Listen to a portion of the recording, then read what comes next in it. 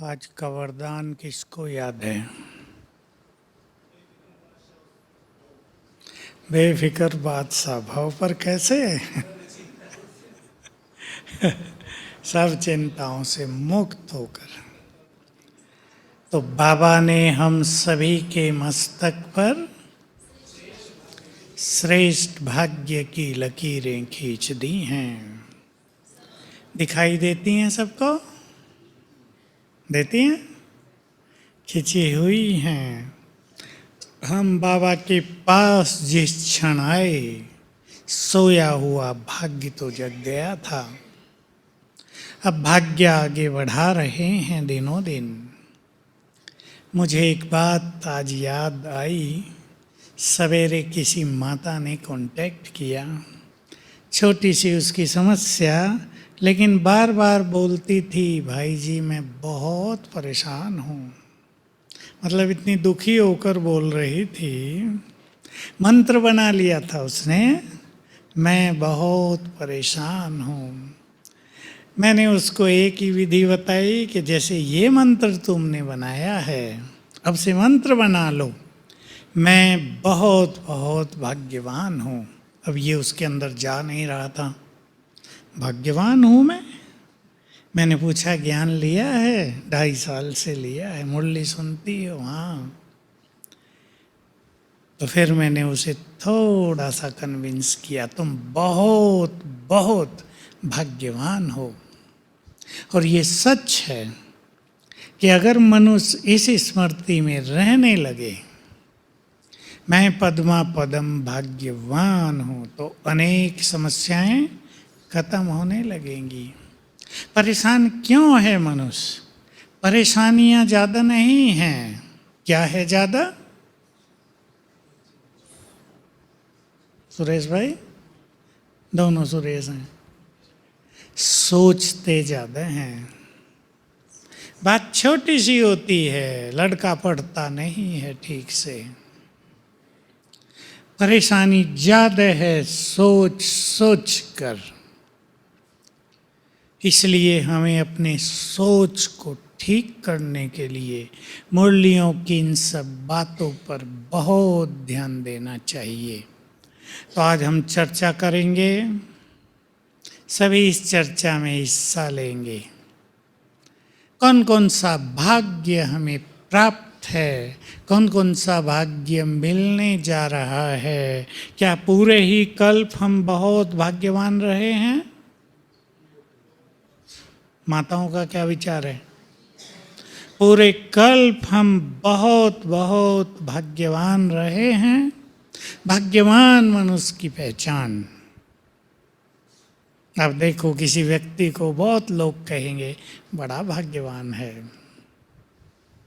किसे कहेंगे? इंद्र प्रताप खुश है, संपन्न है, और अर्जुन संतुष्ट है। और कुछ सोचो, सब कुछ सहज मिलता है। कई लोग बहुत मेहनत करते रहते हैं, मिलता ही नहीं। और कई लोगों को सब कुछ सहज मिल जाता है। भाग्यवान वो है जिसका परिवार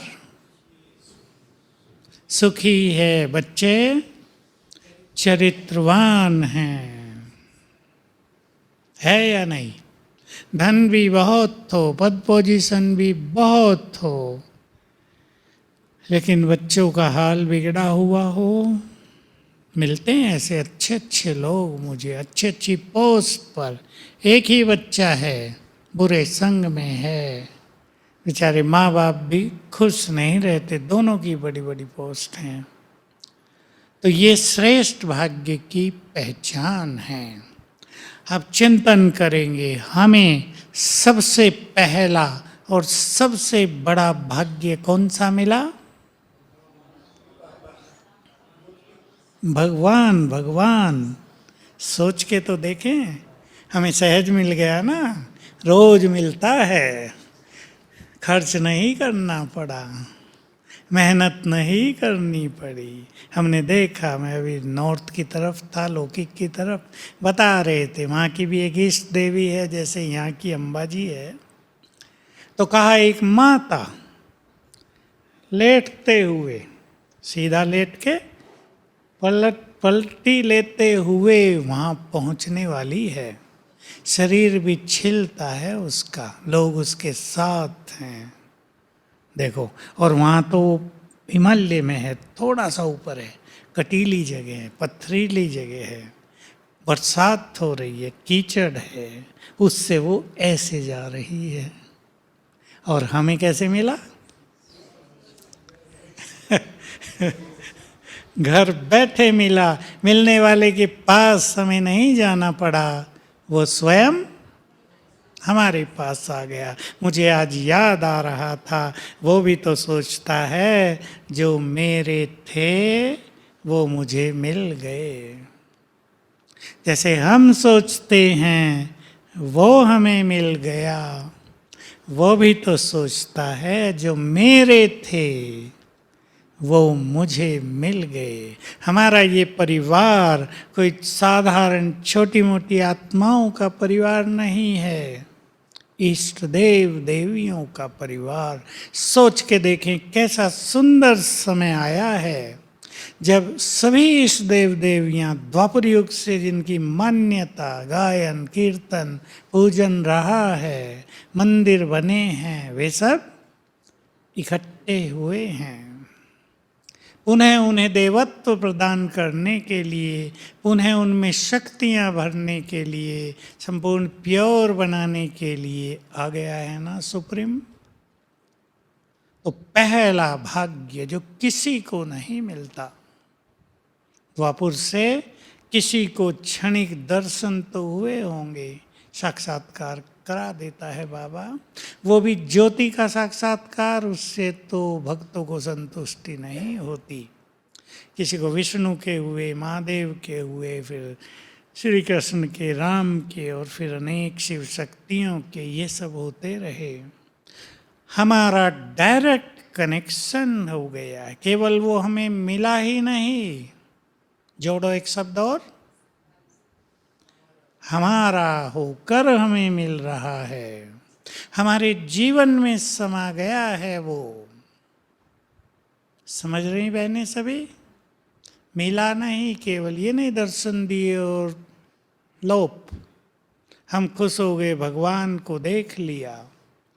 वो हमारा होकर हमारा साथी बन गया, हमारे जीवन में समा गया है। जब संसार को ये पता चलेगा, सोचो क्या होगा।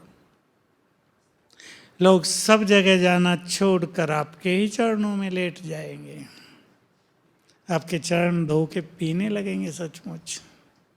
यन सरोवर, पांडव भवन, शांतिवन तो बाद में, ये दोनों स्थान महान तीर्थ बन जाएंगे। पता है यन सरोवर वालों को, ये महान तीर्थ बनेंगे। मिट्टी तो रही नहीं यहाँ कहीं, है थोड़ी बहुत इधर उधर, थोड़ी बहुत है बगीचों में उसको भी लोग खोद खोद के ले जाएंगे, क्योंकि ये सब वाइब्रेशंस कण कण में समा जाते हैं। इसी को तो लोगों ने भगवान की सर्वव्यापकता मान लिया। ये श्रेष्ठ वाइब्रेशंस, ये चेतनता, ऐसे अनुभव होंगे लोगों को। यहाँ का पानी पिया, रोग ठीक हो गए, मिट्टी ले गए, मस्तक पे लगा ली, ठीक हो गया सब कुछ। तो ये सुंदर समय अब हमारे सामने आ रहा है। दूसरा श्रेष्ठ भाग्य मिला है, बोला था आपने, श्रेष्ठ ज्ञान। इसकी भी तो हमें द्वापुर से तलाश थी। ऋषियों ने ग्रंथ लिखे, वेद लिखे, उपनिषद लिखे गए, पुराण लिखे गए, पर सत्य ज्ञान की खोज बनी ही रही। देखो, बहुत कुछ लिखा गया, लोगों ने ये भी मान लिया कि इन ग्रंथों में संपूर्ण ज्ञान है, ये भगवान की ओर से, फरिश्तों की ओर से आए हैं, लेकिन संपूर्ण ज्ञान की फिर भी खोज रही। अगर संपूर्ण ज्ञान मनुष्य को मिल गया होता तो क्या होता?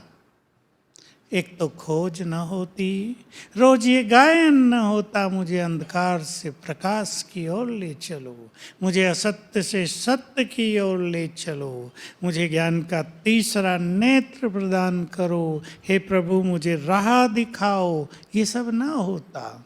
हमारे में से कोई कहता है हे प्रभु राह दिखाओ? एक बूढ़ी माता भी, बूढ़ी माताएं बैठी हैं, बाबा को कहती हैं बाबा राह दिखाओ? बोलो बुजुर्ग माताएं, कोई कहती हो तो हाथ उठाओ, उसको राह दिखवा दें। कोई नहीं कहती। देखो, जो बिना पढ़ी लिखी माताएं हैं उन्हें भी श्रेष्ठ ज्ञान मिल गया ना, सच्ची विद्या मिल गई, बड़ी पढ़ाई मिल गई, तीसरा नेत्र मिल गया, खोज चल रही थी। ये कोई कम भाग्य है कि संपूर्ण सत्य को हमने जान लिया, जीवन रोशन हो गया है, जीवन की राहें मिल गई हैं, गति सदगति अब खोज नहीं रहे, होगी या नहीं ये नहीं, निश्चित हो गई है। तो ये हमारा दूसरा भाग्य। तीसरा, हाँ, ये तो इन्होंने बहुत बड़ी बात कह दी। हम सब तो कहाँ बैठे हैं? बाबा के घर में। किसी को बड़ी नौकरी मिल जाए, बहुत अच्छा ऑफिस मिल जाए, आराम का काम मिल जाए, सैलरी बहुत मिलने लगे, वो भी भाग्यवान। और हम सब, वो हमें मिला है जो उनको नहीं मिलता, निश्चिंत जीवन। डॉक्टर, निश्चिंत जीवन, कमाने की चिंता नहीं, खाने की फिक्र नहीं, बीमार हो गए तो डॉक्टर हॉस्पिटल हैं, कोई चिंता नहीं, कितना पैसा खर्च होगा या नहीं ये सब नहीं, साथ में सुप्रीम सर्जन भी काम कर रहा है साथ में। भगवान के घर में उसके कार्यों में लग गए हम, उसके मददगार बन गए, जिसने हमें जन्म जन्म मदद की, अब हम उसके मददगार बन गए। मैं सोचा करता हूँ आप में से भी कईयों ने ये बात सुनी होंगी। विष्णु को भगवान मानते हैं, विष्णु को सुप्रीम, उसको कहीं कुछ कार्य करना है, कराना है, तो शक्तियों का आह्वान करते हैं, जाओ ये कार्य करना है। बाबा भी किसका आह्वान किया उसने? हम सब का आह्वान किया। अब मुझे इस संसार को स्वर्ग बनाना है, आ जाओ। कितनी सुंदर बात हुई। आज की मुरली का स्लोगन तो बड़ा ही गहरा था, कर दो रिपीट जिसको याद हो। एकाग्रता की शक्ति से रूहों का आह्वान करना, सच्ची सेवा है ये। थोड़ा सा जान लें इसको, ये 77 की मुरलियों से है और केवल एक बार आया है। तब बाबा ने बहुत डिटेल किया था 2 मुरलियों में इसको, कि रूहों की दुनिया में रूहों से रूह रिहान करो। किसी ने पूछा परम धाम में क्या रूहों की दुनिया में? कहा नहीं, यही रूहों की दुनिया। रूह देखो सबको, उनसे रूह रिहान करो, उनका आह्वान करो, और ये सब होगा एकाग्रता की शक्ति से। अगर तुम योग में लंबे समय से एकाग्रता के अनुभव में रहे हो तो तुम्हारे अंदर इतनी शक्ति आ जाएगी कि जिनका आह्वान करेंगे उनको पाएंगे। तो ये बहुत बड़ी चीज है जो ये कहते हैं, बहुत कहते हैं हमें अपने परिवार को ज्ञान में लाना है, क्या करें। 2 दिन पहले 2 दिन के लिए हम जयपुर में थे, भट्टी थी बहुत अच्छी, बहुत सुंदर सभा थी, 2500 की, बहुत अच्छा माहौल था, रॉयल लोग हैं बहुत वहाँ ज्ञान में, वैशाली नगर जहाँ सुषमा बहन रहती है। कितने लोग आए होंगे ये प्रश्न लेकर, अपने परिवार को ज्ञान में लाना है मुझे, क्या करूं? ये उत्तर है उसका। एकाग्रता जितनी योग में होगी, मन निरंतर जितना व्यर्थ से मुक्त एकाग्र चित्त होगा, जिस आत्मा का आह्वान करेंगे वे आने लगेंगी। आप कर सकते हैं प्रयोग इसका, एक एक इम्पोर्टेंट आत्मा का आह्वान कर लो, लेकिन बहुत अच्छा योग चाहिए। और सवेरे उठकर आत्माओं से रूरिहान, देखिए बहुत अच्छा ज्ञान देने का तरीका है। सवेरे हम योग युक्त हो जाएं, आप लास्ट 5 मिनट में कर सकते हैं। जब आप योग बहुत अच्छा कर लें, देखें आत्माएं बहुत सारी, संसार की सभी आत्माओं को इमर्ज करें और सूक्ष्म रूप से उनसे बात करें, उन्हें ज्ञान दें। जो हम उन्हें मुख से कहना चाहते हैं वो मन से कहें। अगर हमारी योग की स्थिति बहुत एकाग्रचित्त होगी तो अनेक आत्माओं को आकर्षण होने लगेगा कि हम चलें। तो ये सूक्ष्म रूढ़िहान बहुत ही सुंदर तरीका है। और चलें भाग्य।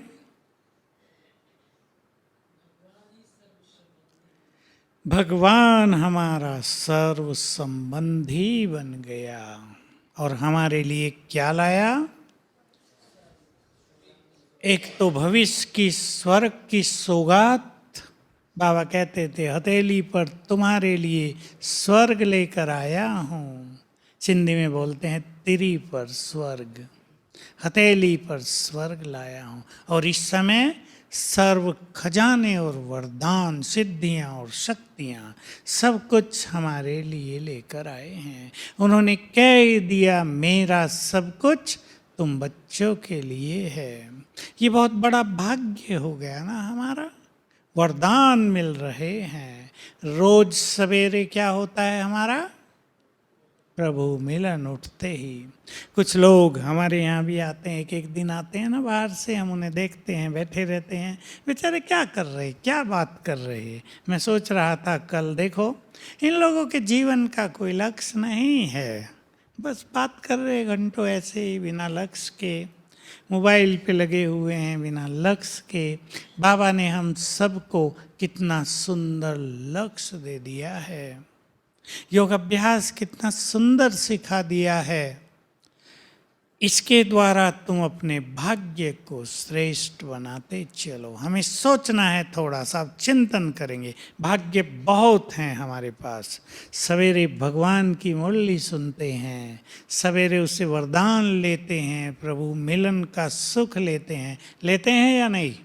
केवल योग नहीं करते, आप देखो अपने अनुभवों को, कितना सुख मिलता है हम सबको।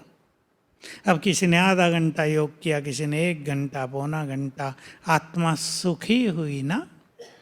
ये सुख कहाँ है संसार में किसी को? लोग इसे तो जानते भी नहीं, इसे तो ढूंढते हैं केवल जो ऋषि मुनि हैं, तपस्वी हैं।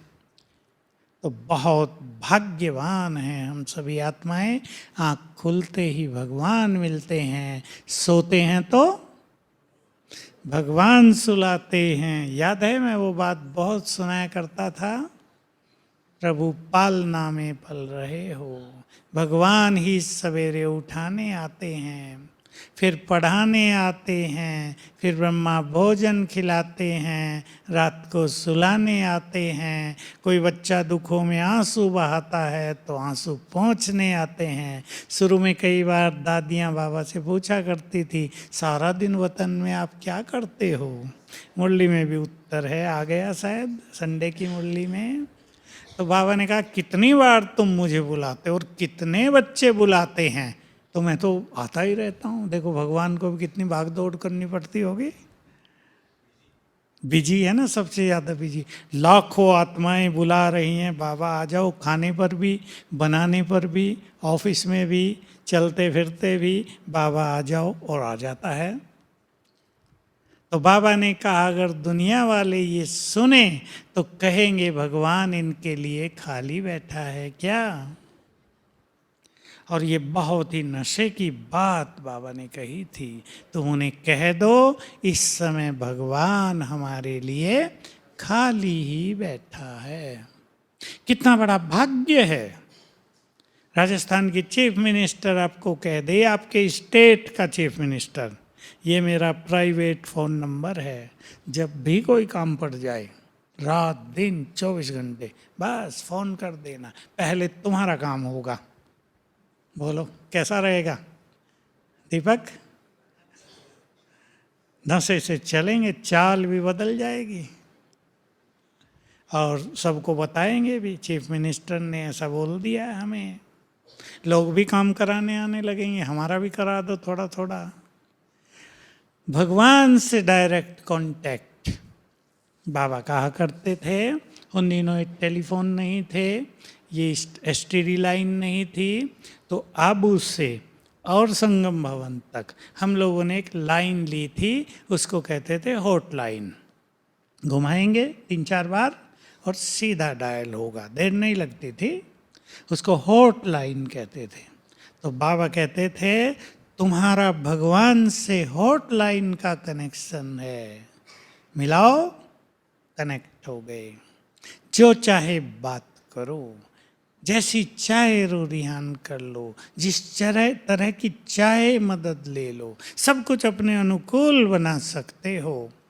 तो ये हमारे श्रेष्ठ भाग्य, सतयुग का भी भाग्य श्रेष्ठ। और विचार करना, जो बाबा मुरलियों में रोज हमें कहते हैं स्वदर्शन चक्रधारी बनो, रोज बाबा हमें याद ही तो दिलाते हैं।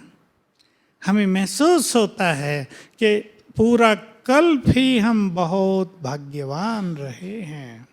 बहुत थोड़ी आत्माएं जिन्होंने ईश्वरीय आज्ञाओं का पालन यहाँ नहीं किया, उनके भाग्य में अवश्य कमी आई होगी। लेकिन जिन्होंने यज्ञ के लिए बहुत श्रेष्ठ कार्य किए, सबने देखो कितने बैठे हैं, जीवन अर्पित कर दिया। ये छोटी बात नहीं है। संसार की सभी इच्छाएं छोड़ देना, अपने लिए कुछ भी न चाहना, सब कुछ सेवाओं में लगा देना, यज्ञ को सफल करने में लगे रहना, ये छोटी बात नहीं है, ये अपने में भी भाग्य है।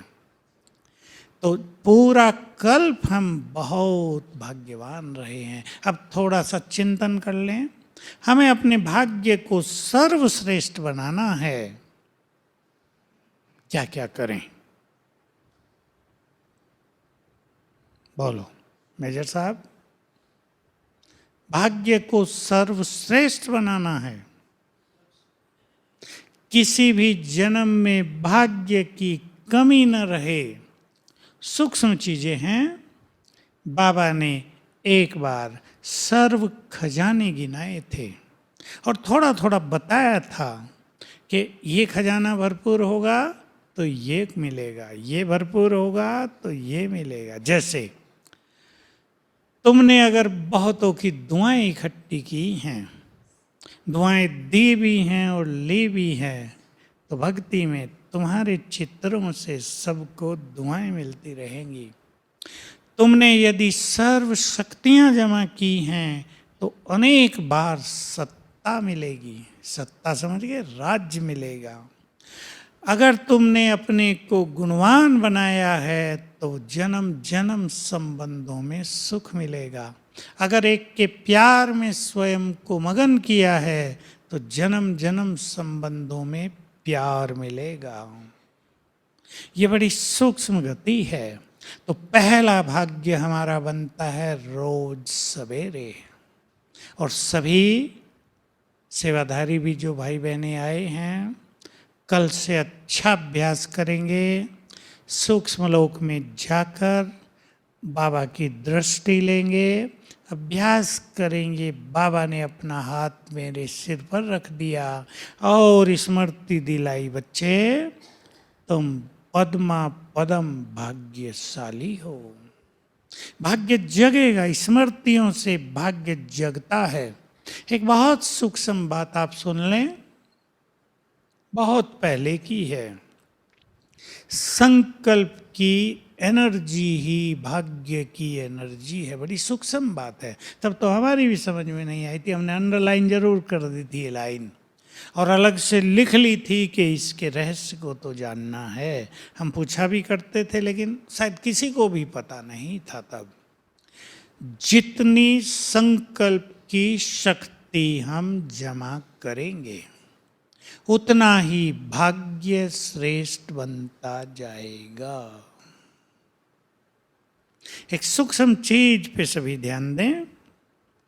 परम धाम में जब हम सभी आत्माएं रहती हैं, हम सभी संपूर्ण हैं। गहरी बात है, जरा ध्यान देना, अनेक राज इससे समझ में आ जाएंगे। हम सभी संपूर्ण हैं, लेकिन संपूर्णता की डिग्री सबकी अलग अलग है। 100 नहीं, 100 शिव बाबा, 99 ब्रह्मा बाबा, 98 मामा, और फिर रस रतन 90 के आसपास विजयी रतन, 80 से 90, उसके नीचे फर्स्ट क्लास आत्माएं। जो अब आत्माएं आ रही हैं उनकी डिग्री 10, 12, 15। जैसे आपके पास 10 कंटेनर हो, कंटेनर समझते हैं ना, बॉक्स जैसे, जिसमें दूध भरा जाए। आपने 10 के 10 में दूध भर दिया। एक है 5 लीटर का, दूसरा 3 लीटर का, 2 लीटर का, 1 लीटर का, आधे का, आखिरी वाला 100 ग्राम का। सभी फुल हैं, लेकिन सबकी मात्रा अलग अलग है। यही स्थिति आत्माओं की है। तो जिसकी डिग्री जो है, इस संसार की स्थिति उसके अनुसार जब होती है तो वो आत्मा नीचे उतरती है। जिसकी डिग्री 50 है, 30 है, 20 है, अब 20 डिग्री वाली आत्मा सतयुग के आदि में नहीं उतरेगी। प्रकृति उसको रिसीव ही नहीं करेगी, वापस भेज देगी। तो ये बहुत सुंदर रहस्य है। इस ड्रामा में सबको अलग अलग पार्ट क्यों मिला, किसने दिया, भगवान ने दिया क्या? भगवान ने नहीं, हर एक ने अपनी अपनी डिग्री, अपनी अपनी योग्यताओं के अनुसार पार्ट लिया है इस विश्व के ड्रामा में। तो हम सभी हीरो एक्टर हैं। सवेरे उठकर हम ये याद करेंगे। भाग्य की दूसरी पहचान होती है श्रेष्ठ बुद्धि का होना। ठीक बात है या नहीं? जिसके पास बुद्धि बहुत अच्छी है वो बहुत भाग्यवान है। जिसके पास कम बुद्धि है, स्टूडेंट्स को देखो, जो हल्के नंबरों से पास होते हैं उनकी खुशी और नशा और गर्व, और जो बहुत अच्छे नंबरों से पास होते हैं उनके चेहरों की चमक अलग अलग होती है। ये ज्ञान हमारी बुद्धि का निर्माण करता है। ज्ञान का चिंतन जितना हम करेंगे, ज्ञान को जितना हम अपना विजडम बनाएंगे, विवेक, उतनी हमारी बुद्धि डिवाइन रिफाइन होती जाएगी, और ये बुद्धि जन्म जन्म हमारे साथ चलेगी। तो बहुत सुंदर विधि, इसलिए बाबा बहुत ज़्यादा महत्व देते हैं पढ़ाई को, इस ज्ञान को। ये ज्ञान का चिंतन हमें चिंताओं से भी मुक्त करेगा, हमारे विचारों को भी महान करेगा, हमारी श्रेष्ठ बुद्धि का निर्माण भी करता है। तो बहुत ध्यान देंगे। मुरली का चिंतन परम आवश्यक है। चिंतन का अर्थ कुछ नई पॉइंट निकालना नहीं, समझें। चिंतन का अर्थ समझ लें, बाबा की 2-4 बातें रोज की मुरली से याद रहें। करते होंगे आप, और करके देखें, भूले नहीं साथ साथ, चाहे लिख कर ले जाएं 3-4 पॉइंट, और उसको स्मृति में रखें। देखो आज की मुरली से प्रश्नोत्तर में कितनी सुंदर बात थी। जिन्होंने कांटों से फूल बनाने की बहुत सेवा की है, यानी जो बाबा के कार्यों में बहुत मददगार रहे हैं, अंत में बाबा उनकी बहुत संभाल करेगा, उन्हें बहुत सुख देगा अंत में। ये बहुत गहरी बात है, छोटी बात नहीं।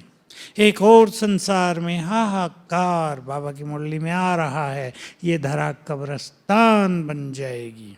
एक और यहाँ त्राही त्राही होगी, लेकिन बाबा अपनी महान आत्माओं को, भाग्यवान आत्माओं को कुछ को स्वर्ग में दिखाया करेगा सब कुछ, कुछ को सूक्ष्म वतन में रखेगा, किसी को बहुत दिव्यता प्रदान कर देगा, किसी को बहुत शक्तियाँ दे देगा, किसी वरदान से सुसज्जित कर देगा, भिन्न भिन्न साक्षात्कार कराता रहेगा। और बाबा कहते हैं जो ऐसे बच्चे होंगे उन्हें पता ही नहीं चलेगा कब में विनाश हो गया। वो कुछ देने में लगे रहेंगे, वाइब्रेशंस देने में, और कुछ ये साक्षात्कार की धूम चलती रहेगी। तो ऐसी बातों को याद रखना चाहिए, भूल जाना चाहिए? ऐसी बातें याद रखेंगे, वरदान की बात याद रखेंगे। बेफिक्र बनना सबसे बड़ी बादशाही था ना मुरली में। बादशाह कोई और चिंताओं में जीवन बीतता हो उसका, तो वो कहेगा इस बादशाही को छोड़ो भाई, सुखी जीवन चाहिए मुझे। तो स्लोगन कितना सुंदर और गुह्य है।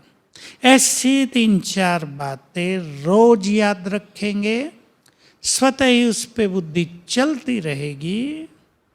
ध्यान से सुन ले माताएं भी, जिस पे बुद्धि चलेगी वो ज्ञान का सार बुद्धि में समाता जाएगा और वो बन जाएगा हमारा विवेक, वो करेगा हमारी बुद्धि का निर्माण। इस तरह जो लोग व्यर्थ के चिंतन में रहते हैं तो व्यर्थ सार रूप में बुद्धि में समाता रहता है, बुद्धि को डैमेज करता रहता है, नष्ट करता रहता है। मैं सभी को ये बात भी कहूँगा, माताओं को पहले खास, सबको नहीं, जो इस चीज़ से ग्रस्त हैं, जो इस चीज़ में रह जाती हैं, इस जीवन में कुछ भी बोझ लिए लिए नहीं रहें। कई आत्माओं पर कोई ना कोई बोझ हर रोज रहता है, तो बेफिक्र बादशाह तो बन ही नहीं पाते। आज बहू ने ये कह दिया है, सारा दिन उसका बोझ लिए घूम रहे हैं। डॉक्टर ने कह दिया ये बीमारी तो बहुत सीरियस है, अब कठिन काम है। एक ने कहा, डॉक्टर ने कहा 10 लाख रुपए चाहिए। 10 लाख कहते उसने 10 लाख 4 बार रिपीट किया, 10 लाख। उसके बाद बेचारी के 10,000 भी कभी नहीं है। कहा इससे तो हम मर ही जाएंगे। फिर मैंने कहा चलो नीचे निर्वैर भाई है, उनसे बात करो, वो आपको मदद करेंगे, बॉम्बे भेज देंगे अपने हॉस्पिटल। बहन है ये एक। तो हम बोझ लिए न घूमे, चेक कर लें सभी अपने को।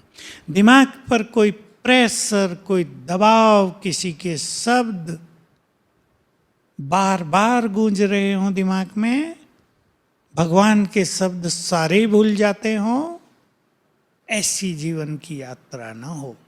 देखो आजकल बहुत लोग शिकायत करते हैं, युवक शिकायत करते हैं, मेमोरी पावर कमजोर पड़ती जा रही है।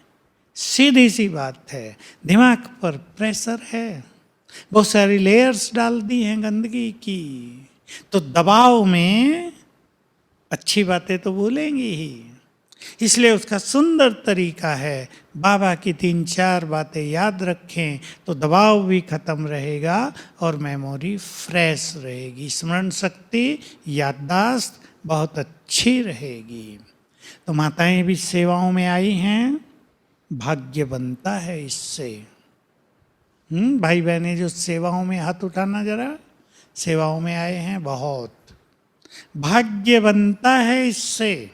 भगवान के कार्यों में मदद होती है। आप ना आते तो रिलीजियस प्रोग्राम में बहुत लोगों को बुला सकते, कहते भाई सेवादारी नहीं आ रहे, 200 लोग आ जाओ बस। अब ज़्यादा बुलाए क्योंकि आप सेवा करने आ गए हैं, तो कितनों की सेवा होगी, कितनों को प्रेरणा मिलेगी, कितनों को नई जीवन मिलेगी यहाँ आकर, और कुछ लोगों का प्रभु मिलन भी होगा, सन्यासी भी आएंगे, कई विद्वान भी आएंगे। तो भाग्य बन रहा है। तन मन धन से सेवा करना ये श्रेष्ठ भाग्य बनाने की विधि है। संकल्पों को श्रेष्ठ बनाना ये भाग्य बनाने की विधि है। संगम युग पर पुण्यों का खाता बढ़ाना ये भाग्य बनाने का तरीका है। एक सूक्ष्म बात ध्यान देंगे, मैं यहाँ तो क्लासेज में कई बार सुना ही है, पर अति सूक्ष्म है कैसे हमारा श्रेष्ठ भाग्य बनता है। बाबा ने कहा तुम सृष्टि के पूर्वज हो। अब मैं इसको सरल शब्दों में कहूँगा, ले लें इसको अपने स्वमान में, नशे में। हम इस सृष्टि के बड़े हैं। ठीक बात है योगी? ठीक है ना? हम इस सृष्टि के बड़े हैं, तो बड़ों के विचार बड़े, बड़ों की दृष्टि बड़ी। तो बाबा का सुंदर महावाक्य है, तुम पूर्वज हो, तुम्हारे पुण्य कर्मों का बल संसार की सभी धर्मों की आत्माओं को मिलता है। इसलिए उसका पुण्य भी तुम्हें पदम गुना मिल जाता है। इस बात से हम समझ सकते हैं कि हम यहाँ थोड़ी सी सेवा करते हैं, ये पुण्य है ना। पवित्र बनना पुण्य है, बाबा के कार्यों में सहयोग करना पुण्य है, धन लगाना पुण्य है। तो भाग्य कितने गुना मिलेगा? पदम गुना। इसलिए यहाँ थोड़ी सेवा करने से सतयुग त्रेता युग में बहुत कुछ मिल जाता है। कई सोचते हैं, मैं भी कभी सोचा करता हूँ कि हम तो कुछ ज़्यादा करते भी नहीं हैं, बाबा क्या क्या दे जाता है हमें। क्या वो हम पे राजी है, मेहरबान है अपने बच्चों पर, या हम उसके अपने हैं इसलिए सब कुछ हमें दे देता है। पर बात यही है कि हमारे पुण्यों का बल और फिर उसका फल बहुत जबरदस्त है। हम कल्प वृक्ष की जड़ें हैं। अगर हम बहुत सुंदर विचार करते हैं तो जड़ों से सुंदर विचारों के वाइब्रेशंस कहाँ फैलेंगे? पूरे कल्प वृक्ष में। तो बहुत बड़ा पुण्य हो जाएगा ना। तो हम भाग्य की रेखाएं खींच रहे हैं, सबके मस्तक पर श्रेष्ठ भाग्य की रेखाएं चमकती रहें। चमकती हैं, हमें पता चले या न चले। लोग बाहर से आते हैं, देखते हैं ये लोग बहुत मुस्कुराते हैं, खुश रहते हैं, इनके जीवन में प्रसन्नता है या नहीं? कुछ अलग है जीवन यहाँ का। तो ये श्रेष्ठ भाग्य की निशानी है ना। संसार में तो हर व्यक्ति, चाहे वो करोड़पति हो या उसके भी आगे हो, चिंताएं लिए घूमते रहते हैं, डर लिए घूमते रहते हैं, बीमारियां लिए घूमते रहते हैं। और आजकल सबसे बड़ी चीज़ हो रही है, संबंधों का कष्ट लिए घूमते रहते हैं। 4 लोग हैं परिवार में, चारों की बनती नहीं है, कष्ट ही कष्ट है। तो बाबा ने हम सबको ये सर्वश्रेष्ठ भाग्य दिया है ना नशा? भगवान के घर में आ गए, भगवान को इन आँखों से देखते हैं। कितनी बार देखा है उसका आगमन। मैं तो याद किया करता हूँ, हिस्ट्री हॉल से लेकर ओम शांति भवन। ओम शांति भवन में तो बहुत सुंदर होता था मेडिटेशन हॉल, फिर नीचे हजारों की सभा, क्या सुंदर वाइब्रेशंस होते थे। सबको अनुभव है ना कितनी गहरी शांति, और शांति नहीं, परम आनंद। जो अध्यात्म की सर्वोच्च स्थिति है वो वहाँ 25-30 हजार भाई बहनों को प्राप्त होती थी बाबा के आने से। तो ये हमारे श्रेष्ठ भाग्य की निशानी है। हमारी आँख भी तृप्त हो गई ना, नयन भी तृप्त हुए, कान भी भगवान के वचन सुन सुन कर तृप्त हुए, जीभ भी क्या खा के तृप्त हुई? ब्रह्मा भोजन खा खा के और टोली खा खा के तृप्त हुई या नहीं? अमृत पी पी कर चित्त तृप्त हो गया। तो ये संपूर्ण संतुष्टि हमारे श्रेष्ठ भाग्य की निशानी है। तो याद रखेंगे, मेरे जैसा भाग्यवान, तो भाग्य का सितारा चमकने लगेगा। ये परेशानियाँ, चिंताएं सब पीछे छूट जाएंगी। उनका ज़्यादा चिंतन न करके इन चीज़ों का चिंतन करेंगे तो बेफिक्र बादशाह बन जाएंगे। ओम शांति। अभी हम सभी बेफिक्र बादशाह सुप्रीम बादशाह से योग लगाएंगे जो हमें बादशाह बनाने आ गया है।